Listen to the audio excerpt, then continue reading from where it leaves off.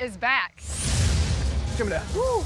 We've gathered rising star chefs from across the country here to Wisconsin. I need dairy. Wisconsin! There's something Wisconsinites can't live without. Cheese! Cheese Fest 2023. Too much cheese. Get out of Wisconsin.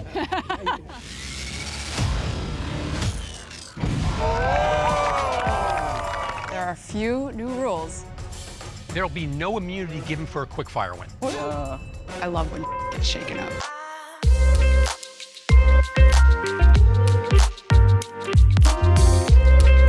Welcome to the Eat Your Content podcast. I'm your host, Rich Herrera. Thank you for choosing my little podcast. You have a lot to choose from, but you chose mine. So for that, I thank you. Just a couple of reminders to follow me on socials. I'm on Instagram, Twitter, or X now, TikTok, Facebook, at Rich Herrera, at Eat Your Content. Also just started a YouTube channel, at Eat Your Content. So go to YouTube, and I'm uploading some older episodes there, and also going to be uploading current episodes as I drop. So make sure you hit like and subscribe and smash that bell button so you'll be notified of when new episodes drop. For today's show, we are going to be doing a Top Chef Season 21 preview. Top Chef Season 21 is coming out March 20th with new host Kristen Kish. I'm very excited about that. Last year, I did Season 20 episodic recaps with Chef Kenny Gilbert, and that was a lot of fun. But this year, I'm doing something a little bit different. We're doing a preview and a fantasy draft selection. We're going to create two teams of chefs, and we're going to assign point values to different challenges. We'll get a little bit into that first in a little bit. But joining me on this fantasy draft and for the duration of the season is Jacksonville native Chef Amadeus. Chef Amadeus is no stranger to food competitions. He's did some time on Food Network on Extreme Chefs. We'll talk about that in a little bit. He's also going to be starting a podcast called the Southern Passion Lounge. So I'm very happy to have him on to the show, and hopefully we'll have a lot of fun on this next upcoming season of Top Chef Season 21. Chef Amadeus, welcome to the pod. Hey man, it's so happy to be here. I'm excited about this. Never had a draft pick with chefs, so this should be fun. Yeah, do a little sport element to it all, and I think it'll be fun to. It'll make me more invested in watching the show, right? Because I'm going to have some teams, and I'm going to be rooting for people, and I need those points to win, et cetera, et cetera. So I think it's going to be a lot of fun. So are you much of a Top Chef fan? Do you watch a lot of Top Chef? To be honest with you, it's been up and down for me. But what's funny is you have me on this particular season because I am a huge fan of the new host. Oh, okay. Big fan of her. Even when she was on the show, I was like drawn into her cooking style and just her whole demeanor in the kitchen. And then after she won, the other shows she did around that, she travels around the world cooking in boats in the water. Oh yeah. So I'm in this year. I'm in. Even if I wasn't doing this, I'm in just because of her. Awesome. Now, I said this earlier, mentioned this earlier. You're no stranger to food competition. You were on Food Network a few years ago called Extreme Chefs. I remember watching that, and I didn't know you then as I was watching it, but that show was wild, man. Like the only thing I remember about it, because it was like in 2010 or something like that. The only thing. 2011. Oh, 2011. Yep. So the only thing I remember the most that stood out is you and the rest of the chefs packing donkeys with your cooking gear, and you could only cook what you could carry on donkeys. And I'm like, this show is out of bounds. This is wild. So to give you a little backstory on that, so that was the second segment that we had to do. The first thing we had to do was cook mealworms, crickets, and scorpions. Oh my gosh. And then the winner, which was the chef, he had to pick out of myself and the other chef who gets the donkey the furthest.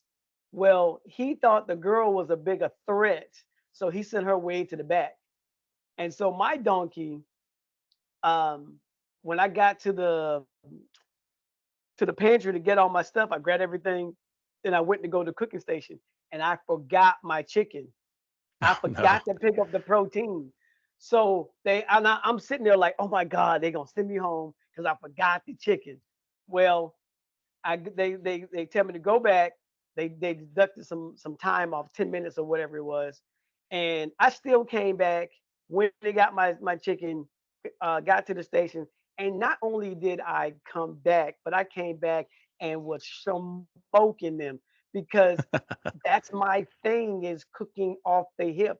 I do something called a door knock session where I go to people's homes, have no idea what they have in the refrigerator, zero, and just start cooking, pulling things out. And yeah, it was so much fun. Um, and that's why I like the competition to see what chefs can do.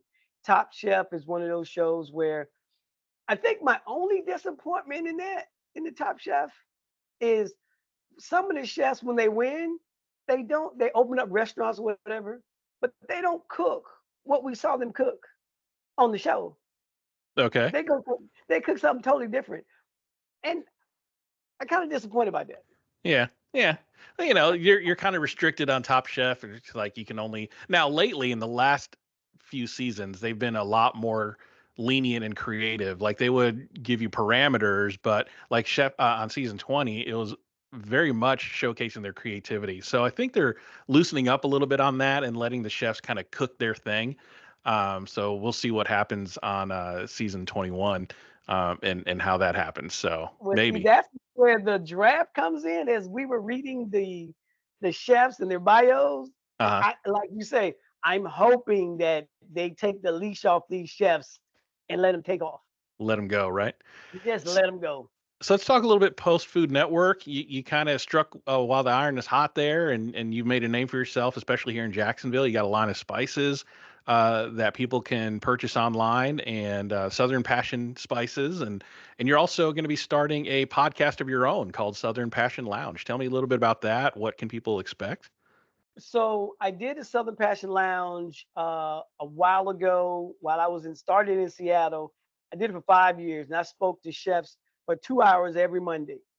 And now with technology catching up with everything, that's a whole big thing. From when I Yeah. did it to now, technology's Spotify, everything. Now you get to see me not only have conversations like this, but you'll see me cooking with those chefs. You'll see us doing events where we're doing a dinner with the chef. Um, it's just a whole lot of getting to know the chef kind of a thing because and spotlighting chefs that are really good but never got that spotlight and they're okay with that. Um, and just really it's a culinary experience, it's a lifestyle. So I'll be traveling to different cities, hanging out with chefs.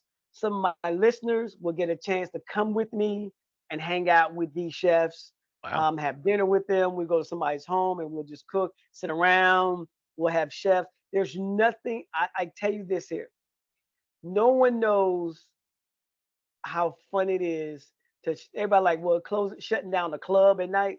Now, nothing compares to shutting down a restaurant with a bunch of chefs. Nothing, zero, because you get to every food blogger, every so-called person that's like, oh, here's the scoop on this, here's the scoop on that. You get real chefs, sit them down after work with drinks, everything you heard about in the food in the media, the chefs will tell you the real truth and what really happened. And that's what I want people to get to see the other side of chefs. The chef world is totally different than anything else. And my podcast will be highlighting that. Um, yeah, so it's going to be a lot of fun. Well, that A sounds lot of fun. tasting. Yeah, a lot of tasting, a lot of bringing in chefs and doing collaborative dinners and listening parties and private comedy shows and just a whole bunch of fun stuff. That's all it is. Just Just a sitting whole down bunch with of fun stuff. chefs, eating dinner, having conversation, like restaurants after Exactly. dark. Exactly. Now my favorite, have you ever heard of um what's his name? Daniel Ballou. Oh Uh yeah, yeah, yeah. his show he had on YouTube After Dark. Oh no, I didn't see that one. Promise you, go watch that. All Danny right. Balloon is like up there in my top five chefs that I like. And you know who the number one is Morimoto. Oh yeah. Oh yeah. Oh yeah.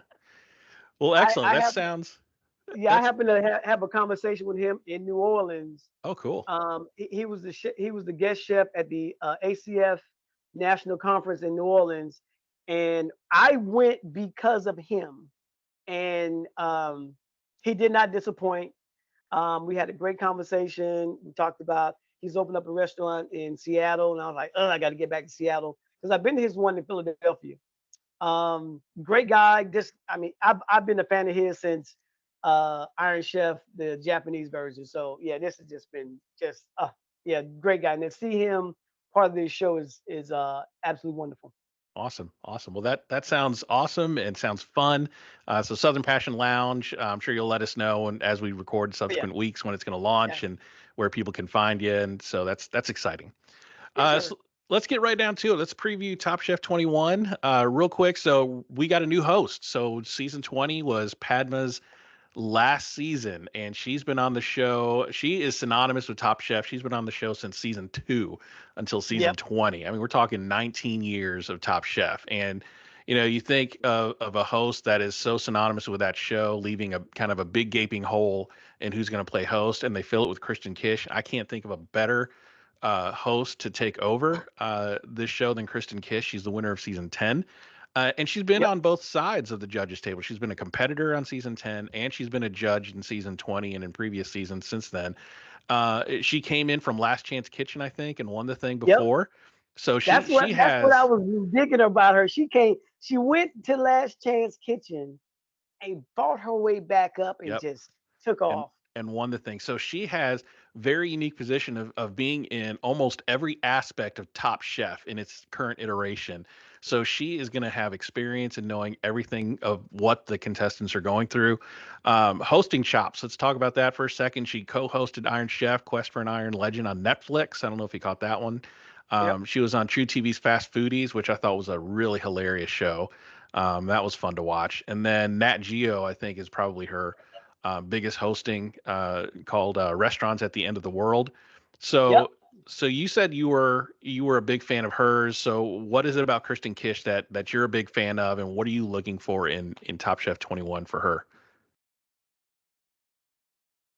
Her creativity, just the way she puts things together. Like she was on a show where her and two other chefs would do like fast food, redo fast foods, and Yep, Fast it's, Foodies. Yep. yeah, she just it's just something about her that she's in the kitchen and she's not afraid to do her versus follow the trend. She's so this is me and this is what I'm going to do, and I like that. Her flavors look very bold and creative, and she cooks from her past. And I think any chef that cooks from their past is an amazing job. Yeah. And again, just the experience that she has both hosting and judging and a contestant is going to be huge. And we're going to see a lot of that expertise. I saw the quick preview, the 2-minute preview on YouTube the other day, and I think it's going to be really fun to watch. One thing they mentioned on the preview is that no immunities now. If you're familiar, Ooh. yeah, if you're familiar with the Top Chef formula, they have a quick fire challenge, which sometimes gets them an advantage, sometimes not. And then there's an elimination challenge, and usually the winner of the quick fire gets elimination, immunity from elimination for the judges table. So this year, they said no immunity, and I was like, oh no, this is gonna be You interesting. What do you know, think about that? I like that. And I'm gonna tell you why. When I was on the Food Network on my show, my thing was one of the reasons I've been asked to be on several Food Network shows. And one of the things that I'm all about is cooking against someone head to head without sabotage, without anything. So if I have immunity, I really don't have to put forth any effort, even if I'm on your team. Right. I ain't gotta put forth effort. Like whatever. I know whatever happens, I'm safe for this week. That's the same thing I say about the restaurants doing adding the tips already into your onto the bill. The waiter's gonna be like, horrible service. I still get my 20%. Yeah. Same thing with the immunity. They're like, I can do it. It's okay. Yeah, I don't. I wish they. Like I said, I like that because now they have to step their game up every single event, every time they have to step up. And with the host being all over the place, she can tell when somebody's not pulling their weight. Yep. She can tell when somebody's really doing something. You know what I'm saying? So she know you can't bluff her because she's been in your shoes. Exactly. She knows the tricks. She knows Yeah, when she you're, knows all those little tricks and yep. And and she, and, and that's why I say having someone like her as the host is gonna be nice. yeah, she's gonna know when you're flubbing and when they ask questions like, "Oh, did you mean for your rice to be like that?" And they're like, and Right. you Now say, don't get "Oh me yeah, wrong. I meant for that to happen," and she's gonna be like, "No, you did not." No, you did not. Well, see, that's another reason why I like Calicchio. He's been there, done that. Like he looks at you like, so that's what you're gonna do. Okay, let's go with that. He already knows the outcome of what your dish is gonna be. He already knows, and you're like, no, I'm gonna fix this and it. And when I'm doing judging high school competitions, I always tell if I'm judging or I'm mentoring or I'm coaching, I always tell the kids, it's 4 times 20. You got four chefs that's been cooking for at least 20 years. So you can't fool them because they've been there, done that, know who did it, know who created it. So don't try to just make good food. Don't try to put too many bells and whistles on it because they're gonna see right through that. Yep, yep. And And another thing, Calicchio is gonna do that. yeah, another thing about having no immunity is there's so many, past seasons and past episodes where somebody had one immunity, but they really like messed up the elimination challenge. And I Mhm. don't know how many times judges said, well, if you didn't have immunity, you'd be going home today. So you're not going to Exactly. have that to hide behind this time, and you can't phone it in. The other thing that you can't do with immunity, which I'm sure as our new host will see, who tries to be in the middle of the road, Right, right. just trying to tuck in and draft all the way to restaurant wars, and then they're gonna be like, "I'm here now, so I'm Yeah. good." So, like I said, I want them to stand on their own merits, and because reading their bios, all of them have that capability to win this thing. Yep. Now it's what kind of games you gonna play. You gonna I just do enough just to get past this and things like that. Nah, I want you to go all out. Yep, yep. So let's talk about the location this year. Wisconsin. I thought Wisconsin was an interesting pick. The Midwest kind of area. I'm from Michigan originally, so Wisconsin's kind of our neighbors. It's not really known as a foodie state, Wisconsin, known for cheese and milk and America's dairy farm. But what are we missing? I haven't been to Wisconsin, so you are a well-traveled man. What am I missing from Wisconsin that the Top Chef producers and location scouts said, you know what, we're gonna go to Wisconsin this year. So, um, I would say this: places like Wisconsin have amazing food because nobody thinks they have good food. Think about the Midwest. Look at some of the chefs that came out of the Midwest from the Chicago area. I mean, from that area. You got some chefs from Chicago, and Illinois itself. I've been there several times. Great food there. Um, Wisconsin they do cheese, but watch how fun they have with their cheese. One thing I always say about um, the cities, big cities cook what's trending. Small towns cook what they've always cooked and it's always been good. Mm, So, like if you say, well, perfect example in Seattle, I used to live in Seattle. Seattle has amazing food, but so does Olympia, but nobody talks about Olympia, Washington. One of my favorite restaurants in the country is in Olympia.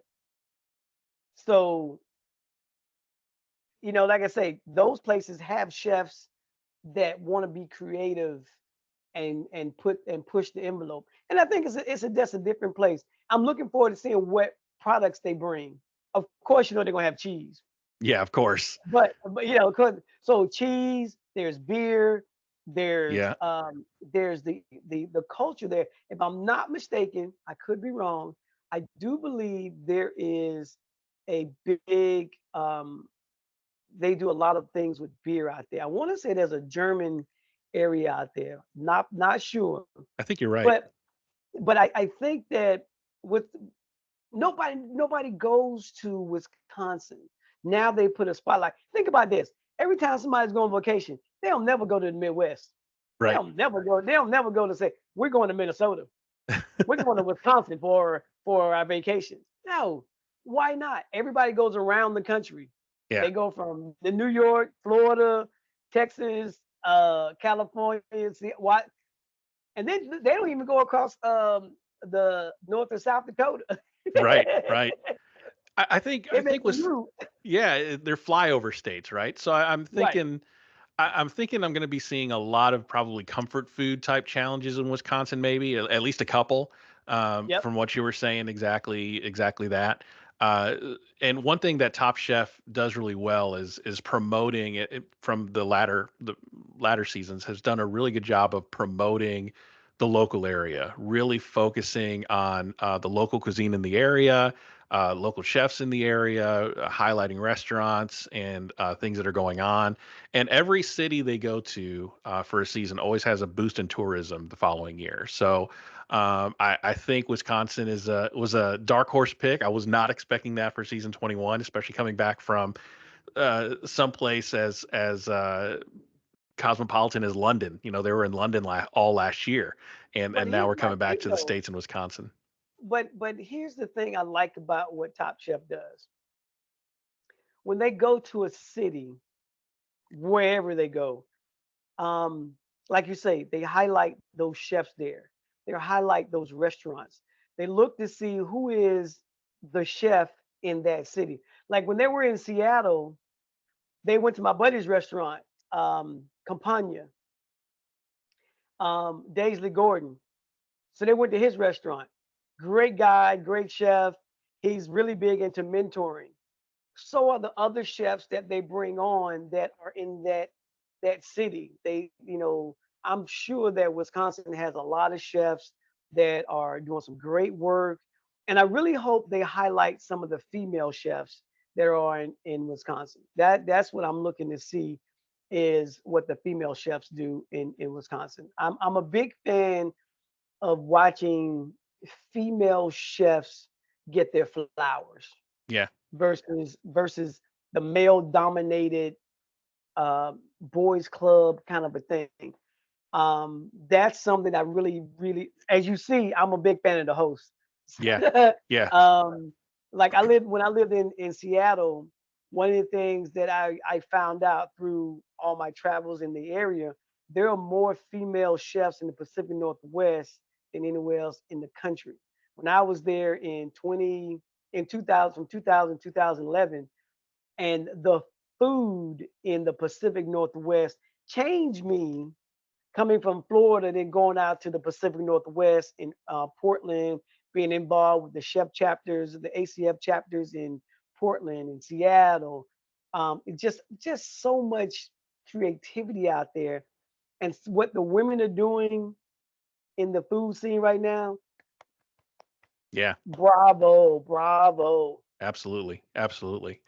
So we previewed the host, we previewed the location. Let's get down to the draft and start picking some folks.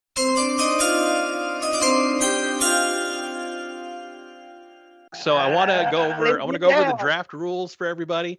And I got to admit, I did not come up with these draft rules or this draft format. So a hat tip goes to fantasyfootballleague.com for coming up with this Top Chef draft scenario. So It was uh, great too. I was looking at what it was. I'm like, wow, they have something for everything. Everything. I was like, oh okay. yeah. Yeah, So so right. I am not that creative. So hat tip to that website. I'll put it in the show notes if you guys want to play at home. It's they have all the rules all set up and should be fun. So here's the rules. Chef Amadeus and I are going to pick teams from the available chefs competing in the show. There's 15 chefs, so it's kind of an odd man out. one person's going to have 8 chefs, one person's going to have 7. Doesn't necessarily mean one person has an advantage over the other. It is possible, although highly unlikely, that one of us could lose our entire team before the end of the season, which could get really awkward. But I don't foresee that happening. So should be, if it does though, that'll be It'll be interesting. interesting. It'll be interesting. So here's how we're going to score the chefs on an episode by episode basis. So 5 points goes to the chef who wins a quick fire challenge. So somebody wins a quick fire, they get 5 points. 7 points goes for an elimination challenge win. So if you win an elimination challenge, you get 7 points. You get 3 bonus points if a single chef wins both the quick fire and the elimination challenge in the same episode. So for instance, if a chef wins both the quick fire and elimination challenge, that would be 15 possible points for one episode. So that would be huge.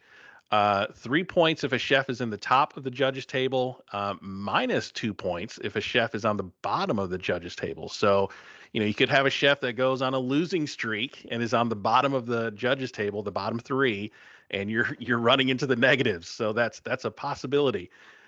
2 points for every win in Last Chance Kitchen. So if we have a chef that gets eliminated from the show, the main show, but they go to Last Chance Kitchen, and it's like a gauntlet in Last Chance Kitchen, every win gets them 2 points. No points are lost if a chef is gone for good. So if a chef gets eliminated in episode 3, they lose Last Chance Kitchen and they're not coming back, the points are still kept on the board. We don't lose anything there. In a single episode, a chef cannot win both an elimination challenge and top of the judges table on the same episode, because if you win the elimination challenge, you're automatically going to be on the top of the judges tables. That's not fair. That's too many points. But you can have a chef that does not win the elimination challenge, so no 7 points there, but could be on the top 3 of the judges table. So you'd still get 3 points if that were to happen. So season finale scoring, you get 15 points if your chef makes the finale, and you get 30 points if your chef wins the whole shebang. So the player with the most points wins bragging rights for the whole off season. And one thing that they didn't have a rule on for this draft that I implemented is a trade deadline. So at any point, Amadeus or I can negotiate a trade. All we have to say is, "Hey, are you looking to trade? I'm willing to negotiate." We have until Restaurant Wars to make that trade. Once that Restaurant Wars episode drops, the deadline is passed. No more trades can happen. So that's about the halfway point of the season. That's plenty of time for us to look at our scorecards and go, you know what? I don't think my team's working for me. Let's see if I can do a trade here. So if a trade is agreed upon, the points follow that chef to the new team. So questions on the rules there, Chef Amadeus? No, I'm excited. I'm excited about this. Let's just get jumping right into it. Come on. All right. So to decide who picks first, I'm the host. I'm going to let my guest pick first. So Chef Amadeus, who is your number 1 pick and why? I've been thinking about this. Here's my first choice. You ready? Okay. I think I'm gonna pick. It's so hard. I'm still at the. Still deciding right now. You're jumping in the air and you're jumping and deciding in the air who you're going to pick. Okay, my first pick is gonna be Manny. Manny. Okay. So Yes. let me find him. So Manny Barella Lopez from Denver. So Yes. why are you picking him? So it's a big. I know that somebody's gonna watch this and be like, why you ain't pick? It's coming. Um, I have a soft spot for the Hispanic Chef Association. Okay. The Latin folks, because my background is Puerto Rican, so the Hispanics, they go hard. They go hard. I read his background, and to be the president of the Hispanic Chef Association, hmm you gotta step your game up, because I know a lot of Latin chefs that is just top notch, top notch. Solid So pick. that's my pick. I like I said, reading this, being in Denver. Denver has a lot of a lot of great chefs. It's a big food town because a lot of because it. My thing is this: reading his background, I just yeah, I think that's gonna be my first pick. Now, go ahead. I'm gonna leave it at that. So All right. it's gonna be crazy, but go ahead. So the number one overall pick for both teams, that was Manny Barella Lopez from Denver. So my number one pick, I picked this guy because I was reading his bio and he was a Top Chef France finalist in 2015. And he worked with Alain Ducasse in Paris, and he cut his teeth at Le Maurice, a three Michelin star restaurant in France. So I looked at his bio. I'm like, how can this guy not be my number one pick? So for my number one pick, I'm picking Kevin DeAndrea, whose hometown is now Austin by way of Paris, France. So Kevin DeAndrea, he's going to be my guy to carry this thing home and hopefully win the whole thing. I mean, Top Chef finalist in France from 2015. Yeah, that was like almost 10 years ago, but you remember those days when you're a finalist and those Yeah. instincts kick in. So I'm hoping that's what's going to happen with Kevin. What's your number two pick? My number two pick is Chef Pierre out of New Orleans. Oh, Chef Pierre. Okay, so that's Charlie Pierre from New Orleans. Got it. Yes, So why'd you pick him?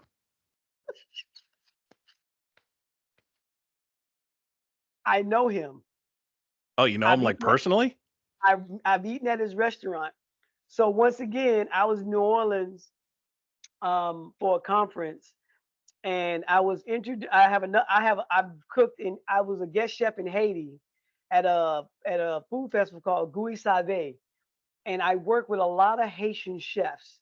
Amazing food. And when I was in New Orleans, I ran into one of my Haitian chef friends, Chef Allen out of Miami, and we's like, man, let's get together and have something to eat. And this is the restaurant that we wind up at. Wow, that's funny. So he's a great guy. Yeah. So that's my second pick. So you must have saw his bio and went like, "No way! I can't believe this guy's on the show." That's As a awesome. matter of fact, when you sent me the link, I was like, I saw his face. I said, Alan, is this? He said, Yup, that's him. I was like, oh, that's gonna be on my list. Awesome. Strong He's pick. on my Strong list. pick. So Yeah. my And number here's another thing too. Meeting him in his restaurant, very down to earth, ve- very down to earth. And the flavors that he have, I think he can bring it. And reading his bio, like I said, I met him, never read his bio or anything until we started doing the draft thing. And so this was like, oh, I didn't know he did all that stuff. James Beard nominee and all that stuff. Mm-hmm. And Mm-hmm. think about it, he's in New Orleans, a food city, Yeah. doing Haitian cuisine, mixing it with a little of that New Orleans. Yeah. So I'm expecting big things out of him. Awesome. Awesome. Good pick. So for my second pick, I picked somebody that I think has some pedigree. Um, this chef worked for Paul Key, which behind Buddha Low, I think is probably the best chef to ever play the game of Top Chef. He had 11 total wins in season nine. So I feel like this person, my second pick, had to have texted him or called him and said, "Hey, man, I'm going to be on Top Chef season 21. What kind of tips do you have for me?" And I'm sure they shared some tips back and forth. So for my number two pick, I'm picking Chef Amanda Turner. Amanda Turner for Oh, my number okay, two pick. okay, So yeah, okay, so I'm feeling okay. pretty strong. Feeling pretty strong. What's your number three pick? My number three pick, I think I'm gonna go with my boy Danny Garcia. Danny Garcia from New York City. Yes, and why? Do you see the trend that I'm going with, sir? Yeah, I think I do. Do you see the trend? The Puerto Rican, Dominican, the islands. Yep, yep, yep. Do you see the trend that I'm leaning towards? And think about this here. Um, he's a New York guy, and that's once again that's a big city. That's a big Hmm. city. and to stand out in a big city like that. Reading his bio, like I said, he went to Johnson and Wales and everything like that. He's been in competitions. Um, and like I said, I'm going for that island, that Puerto Rican. The Puerto Rican thing got me. I was like, okay, Puerto Rican and Dominican, Yeah, yeah, he yeah. got something. Strong And flavors so there. Strong flavors. what I'm looking for from Danny is more than in my other picks. I'm looking for him to bring that Puerto Rican Dominican flavor. So I'm looking for sofrito. The techniques doesn't have to be exactly Puerto Rican, but give me that Puerto Rican Dominican technique and flavor profile. Then that's I think that's what I'm looking for from Danny. I mean, because when I cook, my background is Puerto Rican and Southern, so that's what I go with. Yeah. I just did some chicken wings. Everybody's loving them. They're bacalaito wings. So there's a dish in Puerto Rico called bacalaitos. Well, I got that batter, stuck a chicken wing in there, and fried it. Amazing. So that's what I'm Awesome. looking for from my Latin team. Yeah, I mean, and Danny Garcia is no slouch to high end competition. Exactly. I mean, he was on Team USA twice for the Bocuse d'Or, once as a stage and then once as actually on the team. So And here's the solid thing: pick. when you the Paul Bocuse, I tell people all the time that is a competition. Even if you lose the Paul Bocuse, you still up in the top. Yeah. Because the when I read his bio, I was like, okay, one, I saw Puerto Rican Dominican, read the rest of his bio, Paul Bocuse showed up. I mean, that's to me, the Paul Bocuse is one of those competitions that you just don't say, "Hey, I think I'm gonna go do that." No, Oh yeah. there's a pick in it. Yeah, you just don't walk up and, "Hey, I'm gonna do this." So, strong guy right there. Okay. Yep. So my number three pick. So my number three pick is a lot like you, as has multiple Food Network appearances, hails from a foodie city, Chicago, Illinois. This chef has been on multiple Food Network shows, Beachside Brawl season one. She's a chop champion. So my number three pick is Kalina Bliss out of Chicago, Illinois. Yeah, that was on. Was that your next pick? She's on Gotcha. my list. Listen, I got my list right here. She was there, sir. She was Gotcha. there. Okay. What's your number four pick? My number four pick, I think I'm gonna go uh a little different this way. Okay. A little different. I think I'm gonna go with Michelle Wallace. Okay. All right. So why Michelle Yeah. Wallace? So she was a chef at a barbecue place. So what I'm looking for from her is a lot of bold flavors, a lot of they when a top chef does grilling and things of that nature, I'm hoping that she can bring all that and more. The other thing about these chefs that I pick, I watch how I read their bios, did a little background on them, and one of the things that I'm hoping that Top Chef does is releasing these chefs to do their own thing. They've Mm, all worked for somebody, did something for somebody. Michelle, you know, color school, everything like that. And I'm hoping that this would be a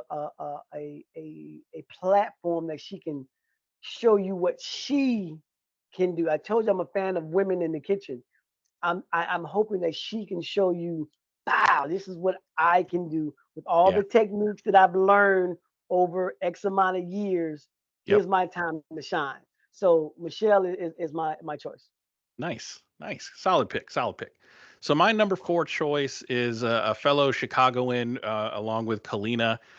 This chef became an executive chef at 23, which is crazy to be that young to be an executive chef at any restaurant.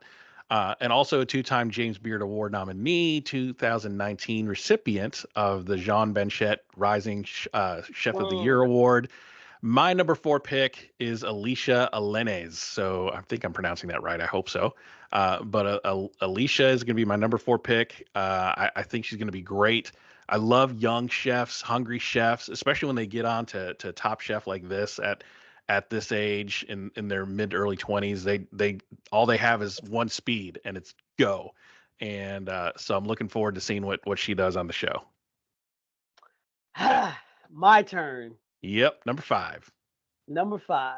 I think my number 5, this is going to be a little different, but I'm picking him for a reason. I'm looking at Chef David Murphy. David Murphy from San Francisco. All right. Yes. Well, he's and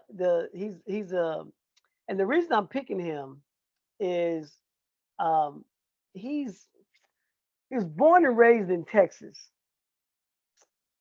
and I'm hoping that he makes it to Restaurant Wars because he knows how to design a restaurant.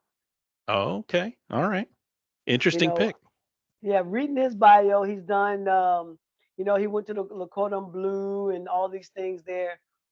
But I've been a big fan of people that I know a lot of chefs out of Texas, and Texas is the most interesting state in the country because no matter where they go, when you ask them where you from, they don't say America, U.S. They say I'm from Texas, damn it. And I'm hoping that his flavors are that distinct. Like he knows this is what I do. Yep. So I'm hoping that David will do some justice for me. Awesome. Good pick. Yeah, interesting way to pick that one for the restaurant design aspect of it for Restaurant Wars. Good. So my number 5 pick, I'm picking a guy a little closer to home. I'm from Georgia. I lived in Georgia for a good chunk of my life, and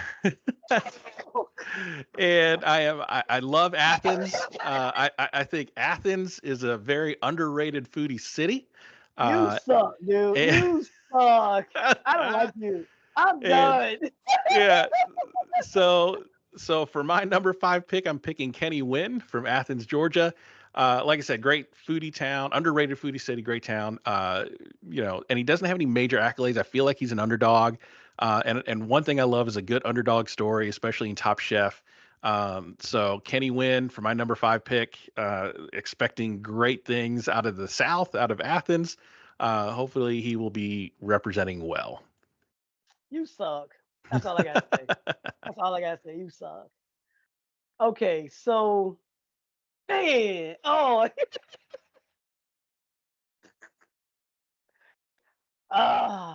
okay. So who do we have left? So yeah, Man, we got Valentina Howell, Dan Jacobs, Savannah Miller, Laura. Oh gosh, I'm gonna mispronounce this one. Ozzy Limas, oh Charlie. yeah. Yeah. Oh, actually, we picked Charlie Pierre already. And Rasika Venkatesa, I think is how you pronounce that name too. So I think I'm gonna go with Laura. All right, Laura. I'm gonna All right, go with what's Laura. what's going on with Laura that made you pick her? So a couple things. Couple things made me go with her. One, you see that Latin thing that we got going on? Yeah, yeah, yeah. I see a theme developing. You see a theme developing. Um, and once again, I read her bio. I think that she has something to prove. Um, and like I said, born and raised in Mexico, I'm sure that she'll bring those. So you know how Top Chef would say, "Here's a item," and people faces light up. Yeah, yeah. I'm hoping that whatever they put up, she can think of something that takes her back to when she was a kid at her with her grandmother or whatever. And that's just me as well. And I know I can do that. She went to the CIA She went to she was in Spain, so like I said, she's well traveled. So I'm Hmm. hoping she brings all these things back to her center and she does her thing. So I'm going with Laura. Nice. Good pick. So for my number six pick, outside of season 20, Top Chef always reserves one slot for a local boy, local person, local chef. So for my number six pick, I'm picking Dan Jacobs. He's from Milwaukee, Wisconsin, so he's going to be Yep. representing Wisconsin, and I'm sure he's going to want to represent well. But he's got some chops. He's a six-time James Beard semifinalist for Best Chef Midwest. So he's coming with the skills, and I got to cheer for the local guy. So Dan Jacobs is my number six pick out of Milwaukee. Okay. All right. I see how you want to go. I see you. I see you. Um, I think now we have a couple of chefs left. Yep, got three left: Got three left. We have Savannah. Who else do we Rasika have? and Valentine. So Valentine, Savannah Miller, and Rasika. Okay. Oh, you know what? Hold on. Hold on. So I've been looking at Savannah. Um, yeah, I've been looking at Savannah. You picked Amanda, right? Yeah, I got Amanda Turner. Okay, so I think I'm gonna go with Rasika. Okay, Um, from San Francisco. yes. I think I'm gonna go with her. And I think my reasoning going behind her is she has San Francisco is a wonderful food town. I've had some amazing food there. Um, and I reading her bio, she's worked with at Thomas Keller's, so she's at that Michelin star level. Mm-hmm. Um, and once again, as a female chef, they got a lot to show. They got Yeah, a lot to say. Look, damn it, I can get down with the big boys as well. And so she has a different flavors, even though she's from Morocco. I mean San Francisco. She was at a one-star Michelin in New Morocco restaurant. And mm-hmm. so being at a Michelin star restaurant, you got to be perfect every single time. Yeah. You got to bring your A game even when you're not feeling it. You got to bring your A game because that's just what a Michelin star is. Yeah, and that's a great pick too because not only did she work at the French Laundry, but she worked her way from station cook to chef de cuisine Yeah. at another Michelin star restaurant. So she cut her teeth at French Laundry, moved to another one-star Michelin restaurant, and worked her way from the bottom to the top. And those are always great stories. Well, because if So you think about it, you know, when you leave one restaurant, Michelin restaurant, and go to another one, that means that other Michelin star, like, yeah, we would love to have you on our team.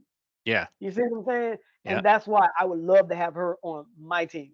awesome. Okay. So for my number seven pick and my final pick, so we have Valentine Howell and we have Savannah Miller left. I think for my last pick, I'm going to go with Valentine Howell. He was a James Beard semifinalist, Best Chef Northeast in 2023. So recent accolades there. And he worked at a bunch of Boston restaurants, a bunch of really high end Boston restaurants. So for my last pick, but certainly not least, Valentine Howell out of Boston. So that leaves you with Savannah Miller out of Durham, North Carolina. What do you think of Savannah? Well, I like her. She's always been, in the peripheral. Being that she worked in restaurants with fast paced and things of that nature, and being from North Carolina, I'm looking for her to um, elevate elevate the food, elevate everything. And think about this here: if you take North Carolina techniques and add them to Wisconsin food, Mm-hmm. Mm-hmm.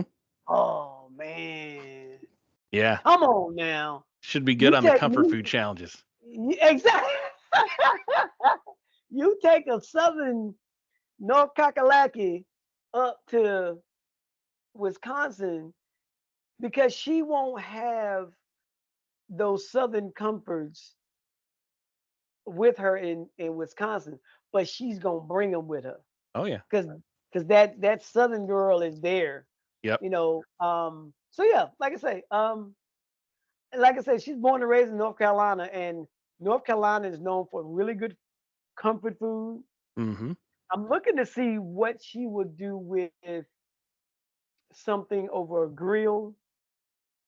Same Right. thing Right. with my other pit master. You see the women that I picked. Yep. Yeah. I see you. I see you. So like I said, I'm have no problem having Savannah on my team, none whatsoever. Savannah is on Awesome. my team. So Um, okay. let's review the teams of what we have left or what we have. So team Eat Your Content, team EYC, that would be me. We have Kevin, Amanda, Kalina, Alicia, Kenny, Dan, and Valentine. I got to tell you, I'm liking my team, man. I'm liking my team. I got my anchor in the Top Chef France finalist, hopefully, and I got some underdog chefs from Athens. I got some that worked under other Top Chef winners. So I'm feeling very confident. So team SPL, Southern Passion Lounge, we have Manny, Charlie, Danny, Michelle, David, Laura, Rasika, and Savannah. So you have 8, I have 7. Doesn't necessarily mean you have an advantage, but it No, no, no, no, no, should no. be I interesting. by no means there's an advantage because, like I tell everybody, a certain team is supposed to win on paper, but you got to play the game to find out who really won. That is true. That is true. So like I said, we just picked the team right now. Um, I'm very happy with my team. Um, I'm looking for. I think that I have a good team because and this is just my opinion. Hmm. I think I have a good team because I have chefs on my team that are, um, of course, from the Caribbean, Puerto Rico, Dominican. Yeah. I have I have my Southern chefs. You see that Southern Puerto Yeah. Rican? Yeah, you got some strong flavors coming out of your team. I got to admit, when I looked at it, I was like, yeah, he picked a smart way to do it. He picked a smart way to do it. So this could be a short run for me. So we'll see. We'll see how it goes. Some strong flavors. Oh, Latinos, baby. Listen, the even the men on my team are very strong.